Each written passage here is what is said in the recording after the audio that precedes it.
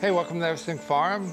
I'm in the pretty much the supply garage. I want to talk about the clips for the clipper system, right? There's two of them, and they have some foam in them. And so people have a question like, does it squeeze the tomato too much or cut it off? Well, it is stretchy and it won't hurt your tomato plant, so you can get a pretty big vine in there and just go ahead and squeeze it. And don't worry about it, it's gonna be fine. When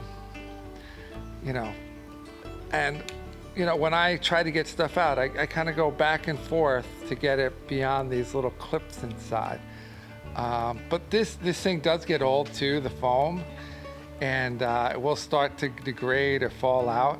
It takes a couple of years to do it, but they're very cheap to replace. So you just bend it backwards and it comes out, okay? And then the new one goes in, there's some little pins in there, all right? So you just put it in on one side, then start to close it in on the other side, and you're good to go. Then you're ready to go. Okay, yeah, I mean, they're gonna last forever, so you have the clips for a very, very long time, right? These are stainless. It's just the foam that needs to replace once in a while. The more they're in the sun, then the more they'll degrade. Okay, so thanks for watching.